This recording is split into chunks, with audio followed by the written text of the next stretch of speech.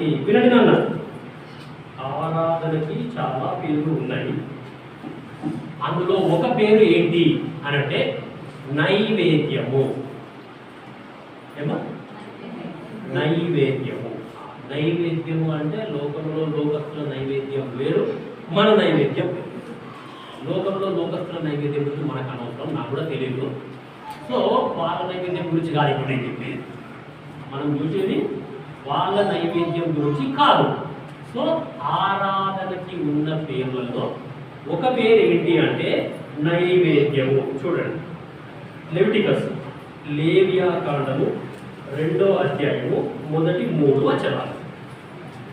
లేవియాకాండము 2వ అధ్యాయము మొదటి 3 వచనాలు. ఒక్క నిమిషం అందరూ తీయండి. అందరూ తీసిన తర్వాతనే చదువు స్టార్ట్ చేయాలి. ఎవరైనా సరే అందరూ తీయండి, చదువు.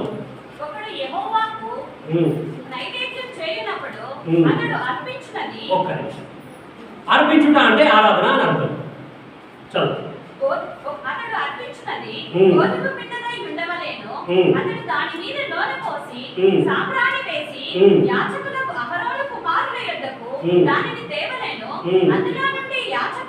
తన చేరతో చేరడు నూనెయు చేరడు గోధుమ పిండియు దాని సాంబ్రాణి అంతయు తీసుకొని యెహోవాకు ఇంపైన సువాసన గల హోమముగా బలిపీఠం మీద అందులో ఒక భాగమును జ్ఞాపకార్థముగా గ్రహింపవలెను. బలి అంటే ఆరాధన. 2 విషయాలు గుర్తుపెట్టుకోండి. అర్పించుట అంటే ఆరాధన, బలి అంటే ఆరాధన. ఆరాధనకి ఉన్న పేర్లలో ఒక పేరు ఏమన్నాము? నైవేద్యము అంటే ఆరాధన. గుర్తుపెట్టుకోండి 3 మాటలు. నైవేద్యము అంటే ఆరాధన, బలి అంటే ఆరాధన, అర్పించుట అంటే ఆరాధన. 3వ వచనం. ఆ నైవేద్య శేషము అహరోనుకును అతని కుమారులకును ఉండును. యెహోవాకు అర్పించు హోమములలో అది అతి పరిశుద్ధము. నైవేద్యము అనేది అతి పరిశుద్ధము. నైవేద్యము అంటే ఏమన్నా? ఆరాధన అతి పరిశుద్ధము. గుర్తుపెట్టుకోండి. ఆరాధన అంటే ఏంటి? అతి పరిశుద్ధమైన కార్యము. Most Holi thing in a believers life, most Holi thing in a church life. ఒక సంఘానికైనా సరే, ఒక విశ్వాసికైనా సరే, లేకపోతే ఒక విశ్వాసి కుటుంబానికైనా సరే అతి పరిశుద్ధమైన కార్యం ఏంటి అని అంటే ఆరాధన. ఆరాధనకి బైబిల్లో ఉన్న ప్రాముఖ్యత, అది దేవుని పరిశుద్ధ గ్రంథంలో ఆరాధనకు ఉన్న ప్రాముఖ్యత ఏంటి అంటే ఇట్స్ మోస్ట్ హోలీ. అన్నిటికంటే పవిత్రమైన కార్యం ఏదైనా ఉంది అని అంటే యేసుక్రీస్తు ప్రభుల వారిని ఆరాధించుట. యేసుక్రీస్తు ప్రభుల వారు నా కొరకు శిలువ మీద బలైపోయినాడు అనే ఆ యొక్క ఒక్క మాటని మనం జ్ఞాపకం చేసుకుంటే that is nothing but most Holi thing which I am doing, which I am rendering unto the lord. దేవునికి నేను అర్పించే అతి పరిశుద్ధమైన కార్యం. ఇప్పుడు నేను చిన్నగా ఉన్నప్పటి నుండి ఇదే చర్చ్, మా అమ్మనైనా కూడా ఇదే చర్చికి నన్ను నడిపించినారు. సో ఈ చర్చికి నడిపించడం ద్వారా మా అమ్మ నాయన మాకు ఆరాధన నేర్పించారు. దాని అర్థం ఏంటి? మా అమ్మ నాయన నాకు అతి పరిశుద్ధమైన పని నేర్పించినారు. సో మీరు ఇక్కడికి వచ్చి ఆరాధన నేర్చుకుంటున్నారు అంటే మనమంతా కూడా ఏం నేర్చుకుంటున్నాము అంటే we are learning the most holy thing by coming to the house of God. 10వ వచనం లేవియాకాండం 2:10. ఆ నైవేద్య శేషము అహరోనుకును అతని కుమారులకును చెందును. యెహోవాకు అర్పించు హోమములలో అది అతి పరిశుద్ధము. 6వ అధ్యాయము 18వ వచనం లేవియాకాండం 6వ అధ్యాయము 18వ వచనము లేవియాకాండం.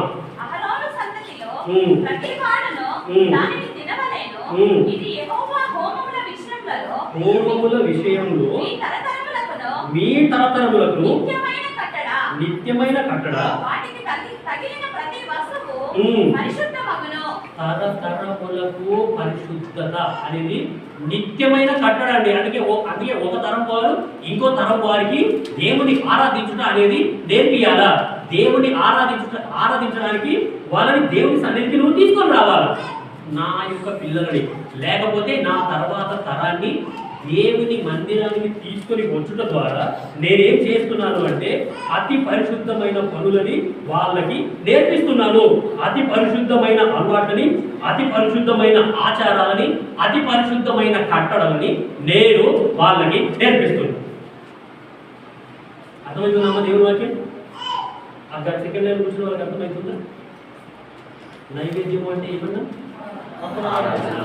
బలి అంటే ఏమన్నా? ఆరాధన. అర్పించుట అంటే ఆరాధన అనేది ఎలాంటి పని? అతి పరిశుద్ధము. మనము ఇక్కడ ఆరాధన చేయడం ద్వారా ఆ దేవుడు ఎంత సంతోషిస్తాడంటే రెగబోతు ప్రార్థనా మందిరం ఆర్బీ నగర్ శంషాబాద్ వాళ్ళు ఈరోజు అతి పరిశుద్ధమైన పని నాకు చేసినారు. అందుకే ఆరాధన అనేది ఈరోజు ఒకరోజు చేసేది కాదు, ప్రతిరోజు. 6వ అధ్యాయము 25వ వచనం లేవ్యాకాండం 6:25 అందరూ తీయండి. చెప్పిన వచనం కదా రాసుకొని వాళ్ళు రాసుకోండి, వెంటనే తీసే వాళ్ళు తీయాలా, చదివేటప్పుడు గమనించాలా. 6:25 లేవ్యాకాండం. నీవు అహరోనుకును అతని సంతతి వారుకును ఇలాగూ ఆజ్ఞాపించుము, పాప పరిహారార్థ బలిని గూర్చిన విధి ఏదనగా, పాప పరిహారార్థ బలిని గూర్చిన విధి, నీవు దహన బలి రూపమైన పశువులను వధించు చోట పాప పరిహారార్థ బలి పశువులను యెహోవా సన్నిధిని వధింపవలెను, అది అతి పరిశుద్ధము. పాప పరిహారార్థ బలి అతి పరిశుద్ధము. బలి అంటే ఏమన్నా? ఆరాధన అనేది అతి పరిశుద్ధము. 6:29 యాజకులలో ప్రతి మగవాడు దాన్ని తినవలెను, అది అతి పరిశుద్ధము. అర్థమవుతుందండి దేవుని వాక్యం? చాలా చర్చెస్లో వాళ్ళకి ఆరాధనకు ప్రాముఖ్యత తెలియదు. చాలా మంది ఆరాధన అంటే వాళ్ళు టైం వేస్ట్ అనుకుంటారు. ఇంకా కొన్ని చర్చెస్లో ఆరాధన లేకపోతే స్తుతించుట అంటే పుట్టి పాటలు పాడుడే. పాటలు పాడేటోడు పాడుతూనే ఉంటాడు, వాయించేటోడు వాయిస్తూనే ఉంటాడు, డ్యాన్సులు చేసేటోడు డ్యాన్సులు చేస్తూనే ఉంటారు, ఎగిరేటోళ్ళు ఎగురుతూనే ఉంటారు, దిగేటోడు దిగుతూనే ఉంటారు. అయిపోయింది నా డ్యాన్స్ చేయడానికి వాళ్ళ పాటలు వాళ్ళ మ్యూజిక్ను ఎంజాయ్ చేసి నేను డ్యాన్స్ చేశానంటే అదే ఆరాధన. అమ్మ నా తృప్తి ఉన్నది, నేను దేవుని ఆరాధన. అది కాదు, that is not most Holi thing అండి. యెహోవాకు అర్పించుట అనేది ఉండాలి. అందుకే మనం ఆరాధన చేసేటప్పుడు ఈయన కొద్ది స్థుతి ఆరాధన యేసు నామమున నీకే సమర్పిస్తున్నా, అర్పిస్తున్నా. అర్పించుట అంటే ఆరాధన. మనకు నేర్పించినప్పుడు మనం నేర్చుకున్నాం, దాన్ని మనము కంటిన్యూ చేస్తున్నాం. తెలుసుకోవాల్సిన సంగతి ఏంటంటే ఏదైతే నాకు దేవుడు నేర్పిస్తున్నాడో అది అతి పరిశుద్ధమైన. ఇంకా చూడండి 7వ అధ్యాయం 1వ వచనం. అపరాధ పరిహారార్థ బలి అతి పరిశుద్ధము. ఒక్క నిమిషం. నైవేద్యము అనేది మోస్ట్ హోలీ. దాని తర్వాత పాప పరిహారార్థ బలి మోస్ట్ హోలీ. ఇప్పుడు అపరాధ పరిహారార్థ బలి అతి పరిశుద్ధము. దాని తర్వాత 7:6 అధ్యాయము 6వ వచనం. దానిపై వచనం చదువు. యెహోవాకు హోమముగా బలిపీఠం మీద వాటిని దహింపవలెను, అది అపరాధ పరిహారార్థ బలి. యాజకులలో ప్రతి మగవాడు దానిని తినవలెను, అది అతి పరిశుద్ధము, పరిశుద్ధ స్థలంలో దానిని తినవలెను. అపరాధ పరిహారార్థ బలి అతి పరిశుద్ధము. దాని తర్వాత పాప పరిహారార్థ బలి అతి పరిశుద్ధము. నైవేద్యము అనేది అతి పరిశుద్ధము. పాప పరిహారం యేసుక్రీస్తు ప్రభుల వారు మన పాపాలన్నిటికీ పరిహారం అనేది చేసినాడు. నా పాపాలని యేసుక్రీస్తు ప్రభుల వారు క్షమించేసినందుకు ప్రభువా నీకు వందనాలు అని హృదయపూర్వకంగా దేవుడికి కృతజ్ఞతాస్తుతి చెల్లిస్తే ఆ దేవుని దృష్టిలో అది అతి పరిశుద్ధమైన పని. కాబట్టి అందుకే we people encourage you people to please bring your children to the church of God. దయచేసి దేవుని సన్నిధికి మీ పిల్లల్ని, మీ ఇంట్లో ఉన్న వాళ్ళందరినీ, మీ ఇరుగు పొరుగు వాళ్ళని కూడా తీసుకొని రండి అని ఎందుకు చెప్తాము అని అంటే we are learning the most holy culture, by coming to the house of God. దేవుని ఇంటికి వచ్చుట ద్వారా అతి పరిశుద్ధమైన ఆచారాలని, అతి పరిశుద్ధమైన అలవాట్లని మనము ఇక్కడ నేర్చుకుంటున్నాం. సో కాబట్టి అంత ప్రాముఖ్యత ఈ యొక్క ఆరాధనకి. ఒక వచనం చదవండి, 96:8. కీర్తన 96 అధ్యాయము 8వ వచనం. యెహోవా నామమునకు తగిన మహిమ ఆయనకు చెల్లించుడి. నైవేద్యము తీసుకొని ఆయన ఆవరణంలోనికి రండి. దేవుని మందిరానికి వచ్చేటప్పుడు రుటినే రావద్దంట. ఆ నైవేద్యం అంటే ఏమన్నా? ఆరాధన హృదయంతో నువ్వు నేను దేవుని సన్నిధికి రావాలి. ఎట్లయినా సరే ఈ రోజు నేను నా దేవుణ్ణి ఆరాధన చేస్తా, ఏదేమైనా సరే నా నోరు తెరుస్తా. దేవుడు నాకు ఎన్నో మేలు చేసినాడు, ఆ మేలన్నింటిని బట్టి ఆ దేవునికి నోరు తెరిచి ఒక్క మాట థ్యాంక్ యూ జీసస్ అని ఒక్క మాట నేనేం చేస్తా? ఈరోజు ఆరాధన హృదయంతో దేవుని మందిరానికి రావాలండి. దేవుడు చూసేది కూడా హృదయాన్నే. ఏ హృదయంతో ఈ వ్యక్తి నా సన్నిధికి వస్తున్నాడు అని అంటే ఇక్కడ ఈ మాట పలికిన మామూలు వ్యక్తి కాదు. ఆయన చాలా గొప్ప రాజు. అసలు రాజు దేవుని మందిరం గురించి ఆలోచిస్తారు. వాళ్ళని ప్రజలను పట్టించుకోనికనే వాళ్ళకి టైం సరిపోదు. నేనానికి మందిరానికి రావాలి. అందుకే ఈ వాక్యంలో ఒక మాట రాయబడింది. అసలు దావీదు దగ్గరికి ఎవరైనా సరే పోయి, అయ్యా రాజుగారు ఈరోజు మనం దేవుని మందిరానికి వెళ్దాము అని అంటే ఆ రాజుగారికి ఎంత సంతోషమో. యెహోవా మందిరమునకు వెళ్ళమని జనులు నాతో అడిగినప్పుడు, అంటే ఓన్లీ సండే రోజే బోధన రావాలి. చాలా గొప్ప రాజు. ఎవరో వచ్చి గుర్తు చేసిండ్రంట ఆయనకి, అయ్యా ఈరోజు మందిరం దాకా పోతాం. ఎంత సంతోషమో. అతి పరిశుద్ధమైన పని చేయడానికి నేను పోతా. నేను మందిరానికి వెళ్తే ఉట్టి చేతులతో పోను, ఉట్టి హృదయంతో పోను. నా ఆరాధన హృదయంతో నేను దేవుని సన్నిధికి వస్తాను. ఇప్పుడు చూడండి, నైవేద్యం అనేది ఏం పని చేస్తుందో చూద్దాం. 1 సమూయేలు 26:19. అందరూ తీయండి. 1 సమూయేలు 26 అధ్యాయము 19వ వచనం. 1 సమూయేలు 26:19. నా ఏలినవాడా, దాసుని మాటలు వినుము.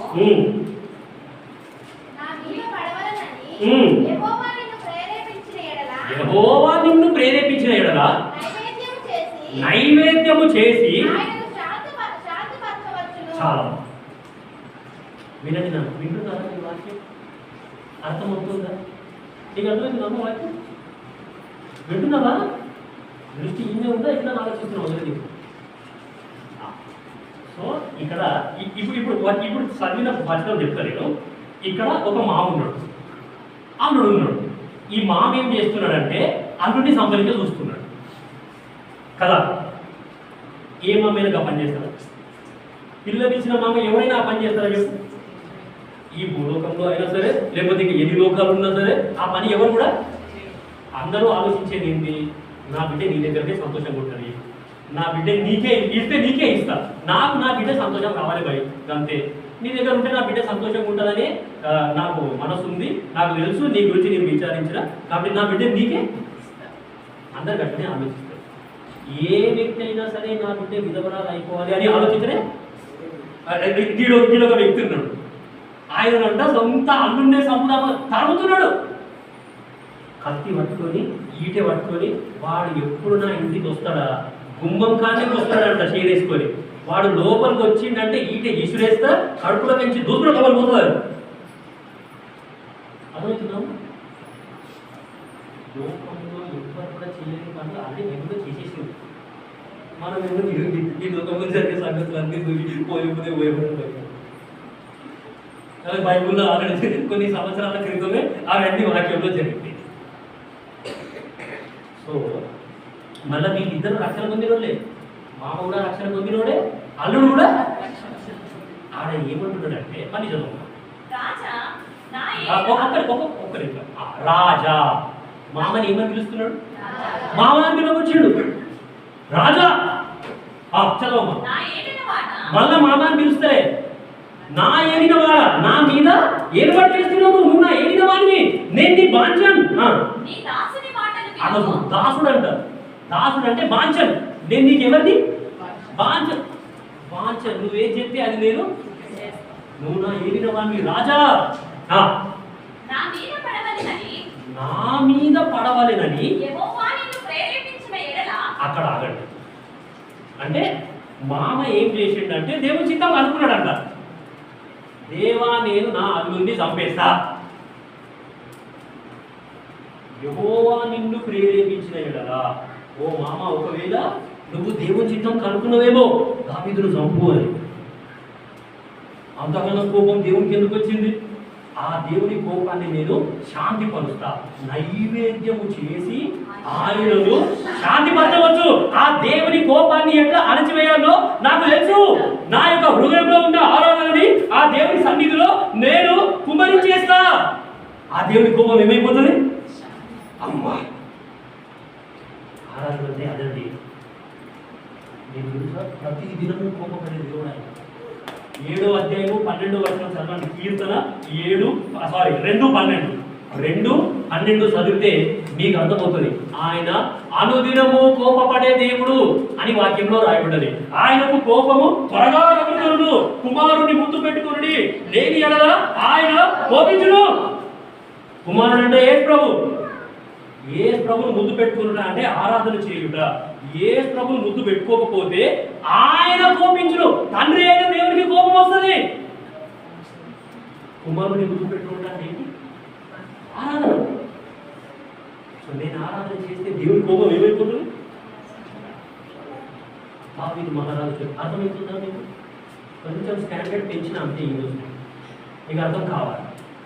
అర్థం కాకపోతే ఆయన ఏదో వచ్చిండు, రెండు ఏవో నవ్వించిండు, చేతులు పోయినట్ట. ఆరాధనకి అంత ప్రాముఖ్యత అనేది ఒక విశ్వాసి జీవితంలో ఆరాధన చాలా ప్రాముఖ్యం. మనం ఆరాధన చేయుట ద్వారా ఆ దేవుని కోపం అనేది అక్కడనే ఆగిపోతుంది. ఆ దేవుని ఉగ్రత మన మీదకి అసలు రానే రాదు. కాబట్టి అంతటి ఇంపార్టెన్స్, అంత ప్రాముఖ్యత ఆరాధనకు అనేది ఉంది. కాబట్టి ఈ మాటలు గుర్తుపెట్టుకోండి. సో తెలుసుకున్న సంగతి ఏంటి అంటే ఆరాధన అనేది అతి పరిశుద్ధమైన పని.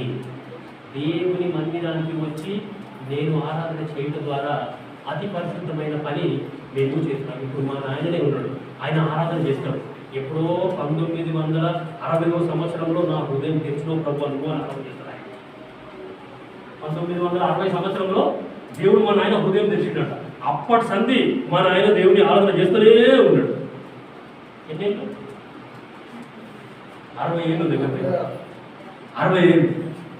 60 ఏళ్ళ సంధి మా నాయన దేవుని ఆరాధన చేస్తున్నాడు అంటే 60 ఏళ్ళ సంధి మా నాయన ఏం పని చేస్తున్నాడు? మోస్ట్ హోలీ థింగ్, అతి పరిశుద్ధమైన పని. చాలా చాలా ప్రాముఖ్యం. సరే.